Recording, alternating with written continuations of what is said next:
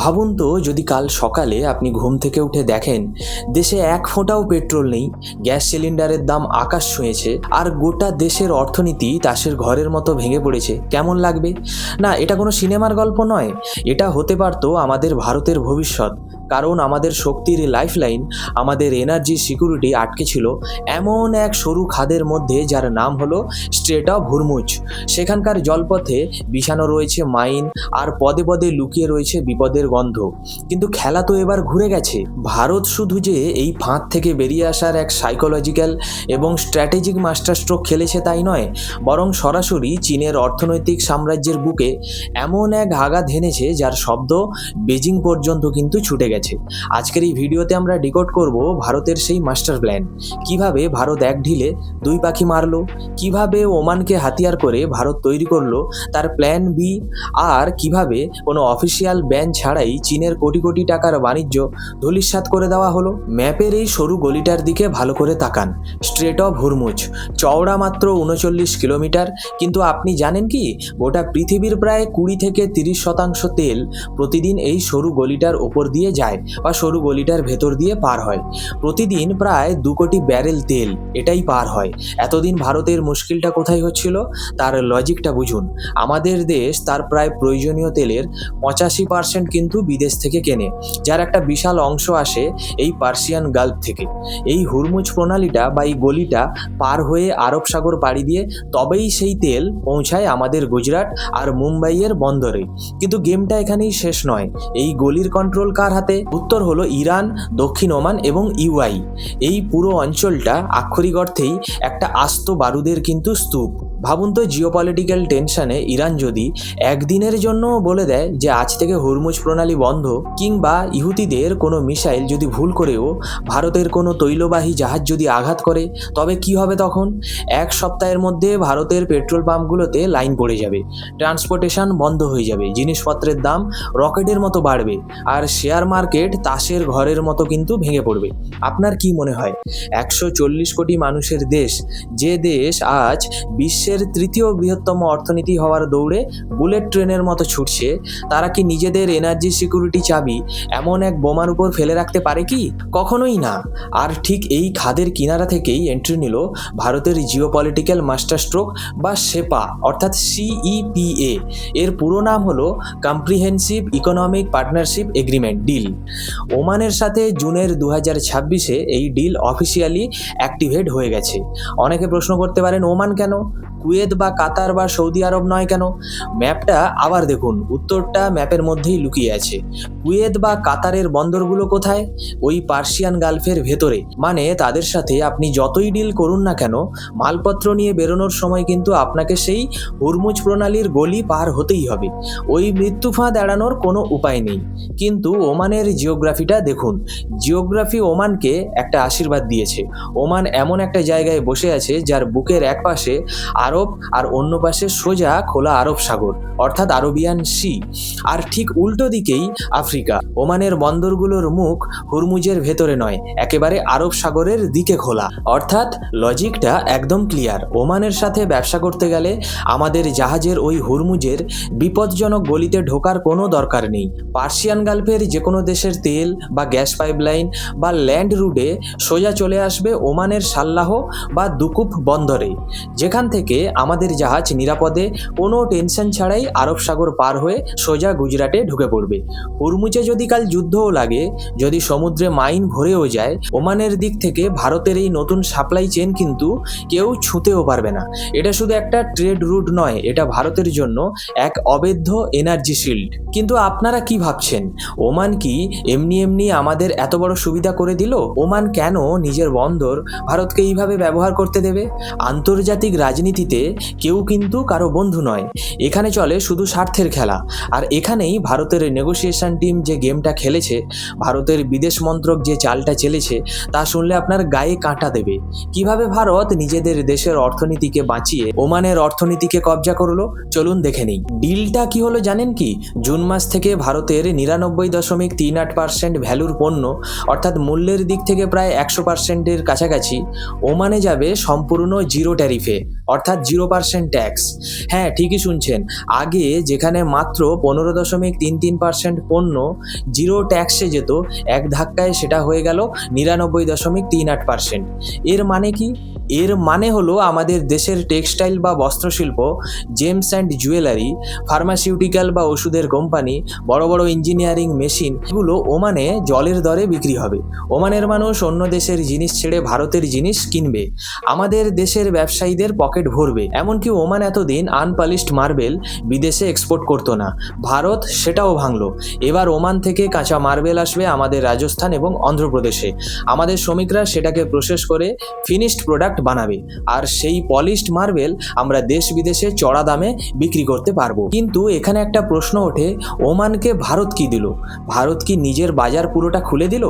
এখানেই তো আসল ডিপ্লোমেসি। ভারত ওমানের প্রায় 77.79% পণ্যের ওপর থেকে ট্যারিফ কমিয়েছে, মানে আমরা ওদের অনেক কম সুযোগ দিয়েছি আর নিজেরা প্রায় 100% সুযোগ আদায় করে নিয়েছি। সব থেকে বড় কথা, ভারত আমেরিকার সাথেও যেটা করেছিল ওমানের সাথে সেটাই করলো। ভারত সরকার পরিষ্কার ভাষায় বলে দিয়েছে, আমাদের চাষি, আমাদের কৃষকদের পেটে লাথি মারা চলবে না। ওমান থেকে আমরা কোনো দুগ্ধজাত পণ্য অর্থাৎ ডেয়ারি প্রোডাক্ট, দুধ, ফল, সবজি, চা, কফি বা তামাক ট্রাফিক ফ্রি আনবো না। কেন? কারণ এগুলো সস্তায় ঢুকলে আমাদের দেশের সেই কৃষক, সেই পশুপালক যারা গরু ছাগল পালন করেন, চা বাগানে কাজ করেন, তারা পথে বসবে। দেশের মানুষকে বাঁচিয়ে বিদেশের মাটি থেকে ফায়দা নেওয়াটা, একেই বলে অ্যাগ্রেসিভ ফরেন পলিসি। ব্যবসা তো হলো, কিন্তু এনার্জি, তেল আর গ্যাস, আপনারা জানলে অবাক হবেন, ভারত ইতিমধ্যেই ওমান থেকে তাদের ইম্পোর্ট 250% বাড়িয়ে দিয়েছে। আমরা ওমানকে বলেছি, ভাই তোমাদের তেল বা গ্যাস তো আমরা কিনবই, সাথে অন্য দেশ থেকেও আমরা জিনিস ল্যান্ড রুটে তোমাদের বন্দরে আনবো, তুমি জাস্ট বন্দরটা আমাদের ব্যবহার করতে দাও। ওমানের বন্দরগুলো ভারতের জন্য একটা ট্রান্সশিপমেন্ট হাব হিসেবে গড়ে উঠলো। কিন্তু এখানেই ভারত থামেনি। ভারত এমন একটা প্রজেক্ট শুরু করেছে যা শুনলে তাবড় তাবড় দেশের ইঞ্জিনিয়ারদের মাথা ঘুরে যাবে। ওমান থেকে আরব সাগরের একদম নিচ দিয়ে প্রায় 2000 কিলোমিটার দীর্ঘ একটি deep sea natural gas pipeline সোজা এসে ঢুকবে ভারতের গুজরাটে। কোনো জাহাজের দরকার নেই, কোনো জলদস্যুর ভয় নেই, হুরমুজ প্রণালীর কোনো টেনশনও নেই। জলের নিচ দিয়ে পাইপলাইনের মাধ্যমে সাইলেন্টলি ভারতের এনার্জি সাপ্লাই চলতে থাকবে। আর সুরক্ষা কি হবে? ভারত ওমানের দুকুম পোর্টে ইন্ডিয়ার নেভির জন্য একটা স্ট্র্যাটেজিক মিলিটারি লজিস্টিক অ্যাক্সেস পেয়ে গেছে। এর মানে বোঝেন, আমাদের যুদ্ধজাহাজ যখন তখন ওই বন্দরে গিয়ে দাঁড়াবে, রিফুয়েলিং করবে। পার্সিয়ান গালফ এবং আরব সাগরে যদি কেউ ভারতের জাহাজের দিকে চোখ তুলে তাকায়, ইন্ডিয়ান নেভি সরাসরি ওমানের মাটি থেকে অপারেট করে তাদের যোগ্য জবাব দেবে। আরব সাগরে ইন্ডিয়ান নেভির এই উপস্থিতি এক ভয়ঙ্কর সিগন্যাল দিচ্ছে গোটা দুনিয়াকে। এবার আসি দ্বিতীয় এবং সব থেকে মারাত্মক আপডেট, চীন। ভারত দ্রুত গ্রো করছে। 15 বছর আগের আমাদের বাড়ির কথা ভাবুন, কটা ইলেকট্রিক গ্যাজেট ছিল, কটা গাড়ি ছিল, আর আজ ঘরে ঘরে এসি, ফ্রিজ, গাড়ি। এই বিশাল শক্তির যোগান দিতে ভারতের কিন্তু চাই প্রচুর এনার্জি। আমাদের একদিকে যেমন তেল গ্যাস কিনতে হচ্ছে, অন্যদিকে আমাদের রিনিউয়েবল এনার্জি বা সোলার পাওয়ারের দিকেও কিন্তু লক্ষ্য ছুটছে।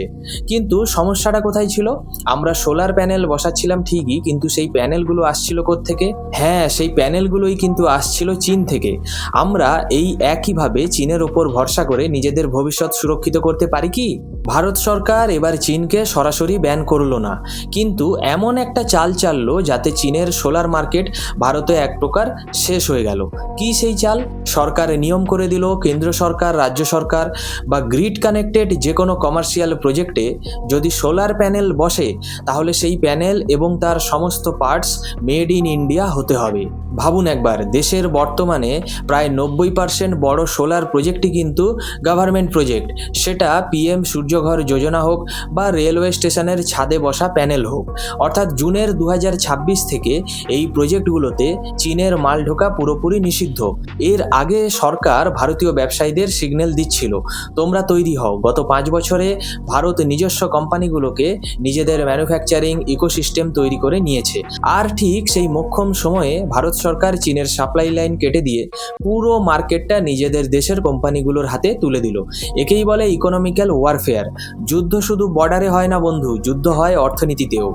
আর ভারত সেই যুদ্ধে ফ্রন্ট লাইনে দাঁড়িয়ে এখন লিড করছে। আমরা তেল আর গ্যাসের বিকল্প কিভাবে তৈরি করেছি জানেন? শুধু মে মাসের ডেটা শুনুন, আপনার মাথা ঘুরে যাবে। এক মাসে দেশে 26,000 নতুন ইলেকট্রিক 4 হুইলার বিক্রি হয়েছে, যা আগের মাসের চেয়ে প্রায় 2.5 গুণ বেশি। আর 2 হুইলার এক মাসে 1,70,570টা ইলেকট্রিক স্কুটার রাস্তায় নেমেছে। ভারতের 2 হুইলার মার্কেটের প্রায় 9% এখন ইভি। আপনি বলবেন গাড়ি তো কিনবো, কিন্তু চার্জ দেবো কোথায়? ভারত সরকার এখানেও কিন্তু পিছিয়ে নেই। বর্তমানে দেশে 27,737টা পাবলিক চার্জিং স্টেশন বসে গেছে। অফিস বা মলের প্রাইভেট চার্জার ধরলে সেই সংখ্যা 39,000 ছাড়িয়ে যাবে।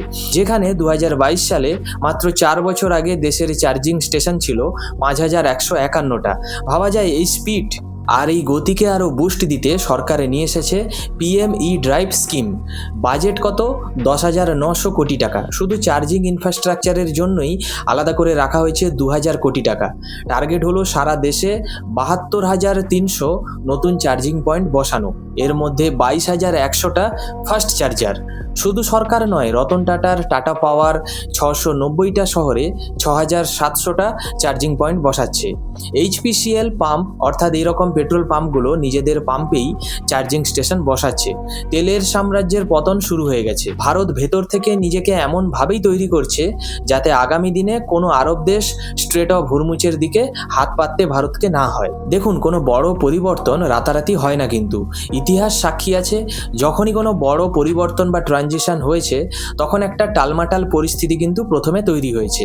আগামী 1 থেকে 1.5 মাসে বা আগামী 1 থেকে 1.5 বছরে আমাদের অর্থনীতি, আমাদের দেশের সিস্টেম কিছু চ্যালেঞ্জের মধ্য দিয়ে কিন্তু যাবে, কিন্তু ওটা সাময়িক সংকট আসতে পারে। কিন্তু আমরা যদি সবাই মিলে এই সময়টাতে পজিটিভ থাকি, দেশের এই ডাইরেকশনকে সাপোর্ট করি, তাহলে লিখে রাখুন 2027 থেকে 2028 সালের মধ্যে ভারত সারা পৃথিবীর সামনে এমন একটা জায়গায় দাঁড়াবে যাকে গ্লোবাল লিডার বলা ছাড়া ইউরোপিয়ানদের আর কোনো উপায় থাকবে না। এই লড়াই শুধু কোনো একজন নেতা বা মন্ত্রীর লড়াই নয়, এই লড়াই আমার এবং এই লড়াই আপনারও। এই লড়াই 140 কোটি ভারতবাসীর। কি মনে হয় আপনার, ভারতের এই ওমান মাস্টার স্ট্রোক এবং চীনের গলা টিপে ধরার এই যে নীতি, এটা কি আমাদের এনার্জি সুপার পাওয়ার করে তুলতে পারবে? কমেন্ট বক্সে আপনার মতামত আগুনের মতো ঝড় তুলুক। ভিডিওটি ইনফরমেটিভ হলে, চোখ খুলে দেওয়ার মতো হলে বা মনে হলে আপনারা অবশ্যই ভিডিওটিকে শেয়ার করুন প্রত্যেকটি ভারতীয়দের সাথে। সুপ্রতীক টক নিউজ পরিবারের এই বিশ্লেষণ যদি আপনাদের খুবই ভালো লাগে তাহলে এভাবেই সাথে থাকুন। জয় হিন্দ, ভালো থাকবেন। পরের ভিডিওতে আবার দেখা হবে।